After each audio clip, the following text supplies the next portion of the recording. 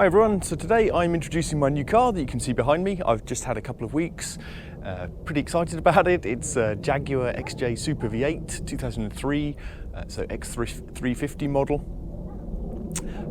And it's in great condition inside and out, excellent service history, low mileage at 57,000 miles. It's a great car. And it's actually the second 2003 XJ Super V8 that I've had. And it's really unusual for me to buy exactly the same model twice. Usually when I buy cars, I'm buying them because I want to experience different cars that excite me, kind of bucket list type cars, etc.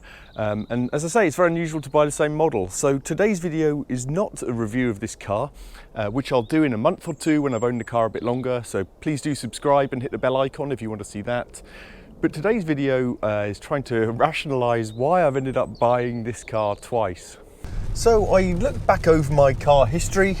I think nearly 40 cars or so now that I've owned that I looked through, and I'll do a separate video one day on my car history. Looked through, looking for duplicates of cars that I've owned. So when have I ever owned two of the same model? And there's not very many. So I've owned some similar things, but not quite the same. For example, I've owned a couple of Mark II Focuses. But one was an ST and one wasn't, so obviously not quite the same model. I've also owned 3 Audi A6 Avants. One was a C6 generation and then 2 C7s, but out of those 2 C7s, one was a 2-litre diesel in SE trim, and I still have now a 3-litre bi-turbo diesel in S-Line trim.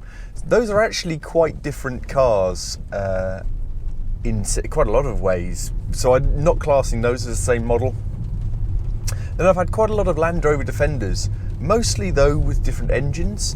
I have had a couple of 200 TDIs, but again, those weren't the same because one was a 90-inch, one was a 110-inch wheelbase. But then actually, one of the cars I have actually owned two of was a Land Rover Defender, a Defender Wolf. So I've owned two, I still own one now actually, Defender 110s, 300 TDI engine, soft top Wolves. And I've owned two of those. I got a good offer for my previous Wolf, and I sold it and regretted it pretty soon afterwards. But actually a few weeks later I saw one that came up, and I managed to get it for, in fact, quite a bit less than what I sold mine for. So I was back to being happy. And that, it turns out, is the only other car I've owned two of. So I've previously owned a same year, 2003 X350 Jaguar XJ Super V8 about 18 months or so ago. Actually, not entirely the same. That was the long wheelbase version, whereas this is the standard version. But in essence the same, X350, same engine, etc. That was in great condition as well. This is in even better condition. It's crazy. The other one was maybe 130 or so thousand miles. This is only 57, so this is a much better one. I perhaps paid a little bit too much for it, but even so, a great car. And this kind of got me thinking, why do I seem to be drawn to these large engined super saloons, these executive saloons? And again, looking through my car history, I've had quite a lot of them, mostly kind of around the mid-2000s. So for example, I had a Generation 1 Audi S8 with the 4.2 litre V8, loved that car. I had a mid-2000s BMW 750i, of course the V8 in there as well. I've had a W221 Mercedes S500 that had the 5.5 litre V8.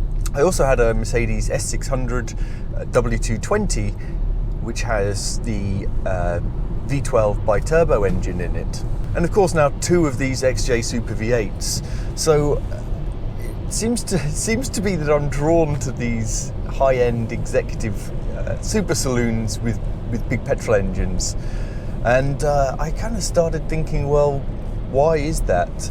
And I think it's for a few reasons. So firstly, they usually have big V8s or more petrol engines, with decent power, and those are really becoming a thing of the past. Yes, BMW, Audi, Mercedes still have 4-litre V8s and hugely more powerful than cars like this, but capacities are generally coming down And it's quite rare to get an engine now greater than 4 litres, for example. I mean, Jaguar still do the 5 litre supercharged V8, but they're one of the exceptions. And that for me is one of the appeals. You know, I'm a petrol head. I like big V8s, V12s, and so that appeals.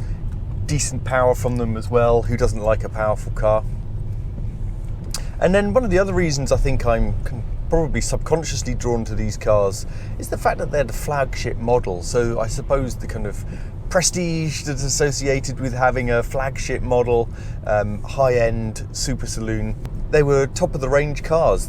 These flagship models were stuffed with all the technology from the day. Now that may be outdated now, but they're still well equipped. And the other thing is that they're also usually super comfortable. So excellent quality of materials and seats, air suspension in here, for example. So it's all of those things combined. But I think the final factor why I perhaps come back to these cars as well is there's all of those things, but one of the key factors probably also comes around because of the way I usually buy my cars. So generally I'm looking for cars that are unusual, that interest me, maybe bucket list type cars, particularly powerful cars, cars with big engines, super luxury cars, anything that appeals to me I find unusual or interesting. But really the overriding factor is I always want to feel like I'm getting a good deal, a bargain when I'm buying a car. So I'm constantly scouring all of the websites, like many petrol heads, Auto Trader, the online auction sites. I go to a couple of local live auctions regularly, and constantly on my eye out for an interesting bargain. But I will buy many different cars if I feel that it's a good bargain. And so that plays into the final factor. The way I buy my cars like that plays into the final factor that I think is one of the reasons I keep coming back to these executive super saloons, and that's perceived value for money. I perceive these as being good value for money ultimately. So looking at the list price of this back in 2003, over £75,000 in this spec.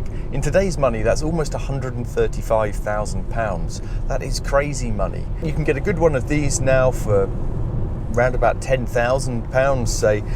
That seems like very good value to me. Now I know the value isn't just the purchase price. These very expensive cars come with very expensive maintenance costs. If things go wrong, they can be really quite expensive. I've had quite a few of these types of cars. I've had some issues, some expensive, generally not too bad. I try to buy them that have had a good history, been well looked after. But this is the final point for me. It's about my perceived good value in these types of cars and what you get for the money. And I think really that, combined with the other factors I mentioned, is the reason I keep coming back to cars like this. So I saw this one, I thought it was reasonable value on an auction site. I'm immediately interested because it's a fairly unusual car actually, the XJ Super V8. You see a lot more XJRs, for example. It seems like great value, it's in great condition. It gets me excited because it has a 4.2 litre supercharged V8. I get excited, carried away. It goes for what I think is a reasonable price in the auction, and suddenly I've got another car. So yeah, let me know. Do you think I'm crazy getting another one of these? Let me know your thoughts on this car, and in particular whether I'm kind of a bit mad for buying these mid-2000s executive super saloons. Anyway, thanks for watching. Look out for the video review on this coming fairly soon, and see you in the next video.